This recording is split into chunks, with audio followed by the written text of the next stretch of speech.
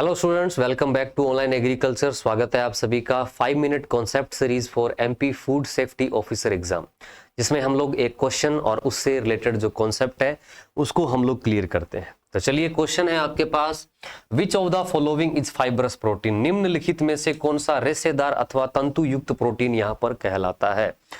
पहला ऑप्शन आपके पास collagen protein, B option है आपके पास पॉलीमरेज, सी ऑप्शन है आपके पास हीमोग्लोबिन और डी ऑप्शन है आपके पास ऑल ऑफ दिस। पहले कॉन्सेप्ट समझेंगे, फिर अपने आप लोग अपने आप ही आंसर कर देंगे। तो प्रोटीन को लेकर हम लोग बात करते हैं।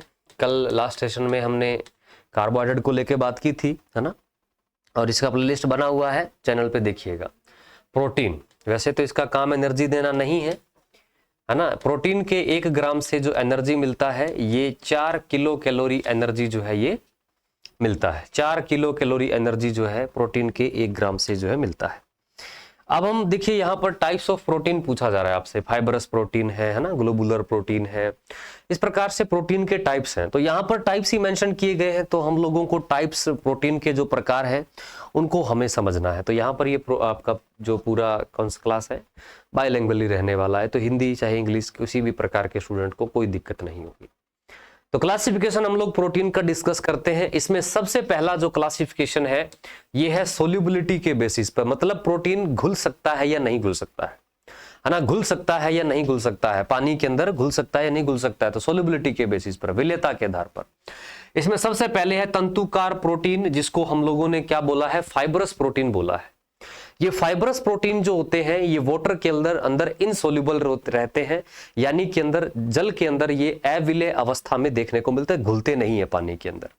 ये टफ होते हैं यानी कठोर होते हैं, स्ट्रॉन्ग यानी मजबूत देखने को मिलते हैं, और रेखिक आकार के अंदर होते हैं, लीनियर शेप के अंदर ये हमें देखने को मिल जाते हैं। मेनली अगर हम इनका फंक्शन देखें तो ये सहायक और सुरक्षात्मक भूमिका निभाते हैं। सपोर्टिव और प्रोटेक्टिव रोल जो है ये इनका देखने को मिलता है बॉडी के अंदर। सपोर्टिव और प्रोटेक्टिव रोल जो है देखने को मिलता है। जैसे फाइबरस प्रोटीन में हम लोग देखें कौन कौन से प्रोटीन इंक्लूड हैं, जैसे कोलेजन प्रोटीन है, केराटिन है, उसके अलावा सिल्क प्रोटीन है और उसके अलावा फाइब्रिन है। ये जो प्रोटीन है ये फाइबरस प्रोटीन के अंदर क्लासिफाई किए जाते हैं। आपसे फाइबरस प्रोटीन पूछा गया था।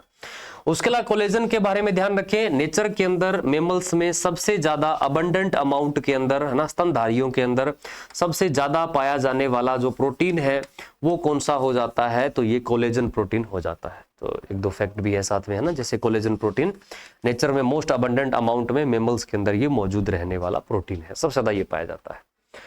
नेक्स्ट हमारे पास है ग्लोबुलर प्रोटीन, यानी गोलाकार प्रोटीन हम लोग इसे कहते हैं। इनकी क्या खास बात है, ये पानी के अंदर घुल जाते हैं, ये घुलनशील अवस्था में हमें देखने को मिलते हैं। बात करें, ये स्फेरिकल शेप में देखने को मिलते हैं, नाम ही है ग्लोबुलर, है ना, गोलाकार ये रहते हैं। उसके अलावा ये टाइटली फोल्डेड चेन्स के अंदर रहते हैं, है ना, फोल्डेड चेन्स के अंदर ये टाइटली जुड़े हुए रहते हैं। बात करें तो ये मेटाबॉलिक रोल्स जो है ये प्ले करते हैं, जैसे एंजाइम्स के निर्माण में ये हेल्पफुल होते हैं, जैसे एंजाइम प्रोटीन से बने होते हैं। उसके अलावा हार्मोन के निर्माण में ये सहायक होते हैं, तो हार्मोन इससे बना होता है। उसके अलावा बॉडी के अंदर जो एंटीबॉडीज बनती हैं उनके निर्माण में भी ये प्रोटीन जो है ये सहायक होते हैं। कौन से? Globular protein.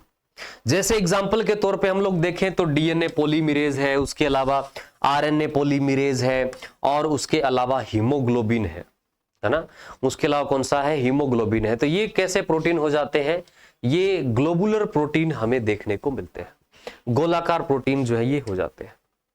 उसके बाद हम लोग नेक्स्ट देखें, नेक्स्ट जो अपना प्रोटीन का क्लासिफिकेशन है ये है बेस्ड ऑन केमिकल कंपोजिशन, यानी कि रासायनिक संगठन कैसा है उसके आधार पर यहाँ पर वर्गीकरण जो है ये प्रोटीन का किया गया है। जैसे हम यहां पर देखें तो ये है सबसे पहले सिंपल प्रोटीन, सरल प्रोटीन। प्रोटीन जो है किससे बने होते हैं, प्रोटीन जो है ये अमीनो एसिड से बने रहते हैं। प्रोटीन अमीनो एसिड से बने हैं, और अमीनो एसिड टोटल कितने हैं, जिसमें 20 टोटल अमीनो एसिड है। अब सिंपल प्रोटीन क्या है, जो ओनली और प्योरली सिर्फ और सिर्फ अमीनो एसिड से ही बने हैं, उनको हम लोग क्या बोलते हैं, सिंपल प्रोटीन बोलते हैं। जो केवल और केवल अमीनो अम्ल से ही बनते हैं वो यहां पर सरल प्रोटीन कहलाते हैं। जैसे यहां पर एल्बुमिन प्रोटीन है ना, ये एग वाइट के अंदर देखने को मिलता है, अंडे के अंदर ये देखने को मिलता है। उसके अलावा ग्लोबुलिन प्रोटीन है, ये एंटीबॉडीज के अंदर हमें देखने को मिल जाता है। नेक्स्ट है कोलेजन प्रोटीन, ये आपका कनेक्टिव टिश्यूज को कनेक्ट करने वाला प्रोटीन जो है देखने को मिलता है, कोलेजन प्रोटीन। ये आपके सिंपल प्रोटीन के अंदर आते हैं, केवल और केवल अमीनो अम्ल से ही मिलकर ये बने होते हैं, सिंपल प्रोटीन जो है। नेक्स्ट इसके विपरीत हम देखें तो हमारे पास कॉन्जुगेटेड प्रोटीन हो जाएंगे। कॉन्जुगेटेड प्रोटीन कैसे होंगे? ये जो प्रोटीन है, इन प्रोटीन ऑब्वियसली अमीनो अम्ल तो होगा ही होगा, प्लस इनके साथ कोई ना कोई प्रोस्थेटिक ग्रुप जो है ये जरूर देखने को मिलेगा। तो अमीनो एसिड और प्रोस्थेटिक ग्रुप से जो मिलके प्रोटीन बने हैं, इनको क्या कहा जाता है? तो इनको संयुग्म प्रोटीन या फिर इनको कॉन्जुगेटेड प्रोटीन जो है ये बोला जाता है। जैसे आपने नाम सुन रखा है क्या? ग्लाइकोप्रोटीन। ग्लाइको, ये ग्लाइको किसको रेफर कर रहा है? कार्बोहाइड्रेट को। तो जो अमीनो एसिड और कार्बोहाइड्रेट से मिलके बना है वो क्या होगा? ग्लाइकोप्रोटीन होगा। यानी प्रोटीन और कार्बोहाइड्रेट से जो मिलके बना है वो क्या होगा यहाँ पर? ग्लाइकोप्रोटीन। जैसे म्यूसिन प्रोटीन जो है हमारे यहाँ पर हमारे पास कॉन्जुगेटेड प्रोटीन का एग्जांपल है, जो प्रोटीन और कार्बोहाइड्रेट से मिलके बना है। उसके अलावा है लिपोप्रोटीन्स। अब ये लिपोप्रोटीन्स, लिपिड और प्रोटीन्स, प्रोटीन्स और लिपिड से मिलके जो प्रोटीन बनते हैं उनको हम लोग क्या बोलते हैं? लिपोप्रोटीन्स बोला जाता है ना। उसके बाद है मेटलोप्रोटीन। मेटल बोले तो धातु, मतलब अमीनो एसिड प्लस कोई मेटल जुड़ा है, तो उसको हम लोग क्या बोलते हैं? मेटेलोप्रोटीन्स जो है ये कहा जाता है। जैसे हीमोग्लोबिन है, हीमोग्लोबिन के साथ क्या जुड़ा रहता है? आयरन जुड़ा रहता है, तो ये मेटेलोप्रोटीन्स के अंदर जो है क्लासिफाई हो जाएगा। उसके बाद है न्यूक्लियोप्रोटीन। प्रोटीन प्लस न्यूक्लिक अम्ल जुड़ा हुआ है तो उसको हम लोग क्या बोल देंगे? न्यूक्लियोप्रोटीन बोल देंगे। जैसे जो हिस्टोन्स हैं ये आपके न्यूक्लियोप्रोटीन्स के अंदर आ जाएंगे। उसके अलावा फॉस्फोप्रोटीन्स है, प्रोटीन के साथ फॉस्फेट ग्रुप जुड़ा हुआ है तो वो फॉस्फोप्रोटीन हो जाएगा। जैसे दूध के अंदर जो कैसीन प्रोटीन है वो फॉस्फोप्रोटीन का एग्जांपल है। ये इस प्रकार से पूछे जाते हैं एग्जाम्स के अंदर, है ना, कि दूध में कैसीन जो है किस प्रकार का एग्जांपल है? तो ये फॉस्फोप्रोटीन का एग्जांपल है ना। हिस्टोन्स जो है किस तरीके का एग्जांपल है? तो ये न्यूक्लियोप्रोटीन का एग्जांपल है। तो इस तरीके से जो है आपसे पूछा जाता है। थर्ड हम लोग बात करते हैं यहाँ पर डिराइव्ड प्रोटीन्स। मतलब कोई प्रोसेस होती है ना, कोई प्रोसेस होती है और ये जो प्रोटीन बनते हैं इनको हम लोग क्या बोलते हैं? डिराइव्ड या फिर व्युत्पन्न प्रोटीन बोलते हैं। ये आपके सिंपल भी हो सकते हैं और कॉन्जुगेटेड भी हो सकते हैं, यानी सरल और संयुग्म प्रोटीन दोनों ही ये प्रोटीन जो है ये हो सकते हैं। जैसे प्रोटीएज, है ना, प्रोटीन को तोड़ने वाला जो एंजाइम है वो क्या होगा? प्रोटीएज। तो ये क्या है? आपका व्युत्पन्न प्रोटीन है, डिराइव्ड प्रोटीन है। उसके अलावा पेप्टोन है ना, क्या देखने को मिलता है? पेप्टेन जो है देखने को मिलता है, जो कि आपका आंशिक रूप से हाइड्रोलाइज्ड प्रोटीन होता है। आंशिक रूप से जल अपघटित प्रोटीन क्या कहलाता है? यहाँ पर पेप्टोन, और ये आपका व्युत्पन्न प्रोटीन है, डिराइव्ड प्रोटीन है। उसके अलावा पेप्टाइड है, ये आपका शॉर्ट चेन अमीनो एसिड जो है उसको हम लोग क्या बोलते हैं? ये इस प्रकार का है, मतलब अमीनो एसिड इसके अंदर शॉर्ट चेन वाले देखने को मिलते हैं पेप्टाइड के अंदर। तो ये क्या है? डेरिवेटिव या डिराइव्ड प्रोटीन जो हमें देखने को मिलते हैं। चलिए, थर्ड जो हमारा क्लासिफिकेशन का बेस है ये है कि कार्य के आधार पर, फंक्शन के बेसिस पे क्लासिफिकेशन, प्रोटीन का कार्य के आधार पर वर्गीकरण। इसमें जैसे एंजाइम आ जाते हैं, एंजाइम जो है उत्प्रेरक की तरह काम करते हैं, है ना, ये कैटालिस्ट की तरह काम करते हैं, और ये जो एंजाइम है होने वाली मेटाबॉलिक एक्टिविटी में अपना रोल प्ले करते हैं, है ना। एंजाइम जो है ये अपना रोल प्ले करते हैं। जैसे प्रोटीन के डाइजेशन में पेप्सिन है ना, फैट के डाइजेशन के अंदर लाइपेज है, उसके अलावा रेप्लिकेशन करना है उस केस में डीएनए पॉलीमरेज है ना। उसके अलावा जैसे हम लोग ये बोल सकते हैं पेक्टिन भी जो है किस में बदल जाता है? पेक्टिन जो है ये आपका पेक्टिक एसिड के अंदर बदल जाता है, तो उसमें कौन सा है? पीएमई है, पेक्टिक मिथाइल एस्ट्रेज है। तो जो एंजाइम का काम करते हैं, जैसे स्टार्च है ना, तो ये सिंपल शुगर के अंदर बदल जाता है, तो इसमें एमाइलेज है। तो ये जो एंजाइम का काम करते हैं, एंजाइम का रोल प्ले करते हैं, कैटालिस्ट की तरह काम करते हैं ये, है ना, तो ये एंजाइम हो जाएंगे। सेकंड हम लोग बात करें तो ट्रांसपोर्टिंग प्रोटीन जो हमें देखने को मिलते हैं, ये ब्लड के अंदर या मेम्ब्रेन के अंदर मॉलिक्यूल्स को कैरी करने का काम करते हैं। जैसे हीमोग्लोबिन क्या करता है? है ना, ऑक्सीजन को ट्रांसपोर्ट करने का काम करता है पूरी बॉडी के अंदर, तो इस प्रकार से है। उसके अलावा सीरम एल्बुमिन है, उसके अलावा ग्लूकोज ट्रांसपोर्टेज है, तो ये अपने पास कुछ वो एंजाइम वो प्रोटीन है जो ट्रांसपोर्ट के लिए मेनली डेडिकेटेड रहते हैं। नेक्स्ट है अपने पास स्टोरेज प्रोटीन, मतलब ये भंडारित भोजन के रूप में रहते हैं, है ना, स्टोर्ड फूड के रूप में देखने को मिलते हैं। जैसे दूध के अंदर कैसीन देखने को मिलता है, अंडे के अंदर एल्बुमिन देखने को मिलता है ना, उसके अलावा फेरिटिन जो है ये देखने को मिलता है।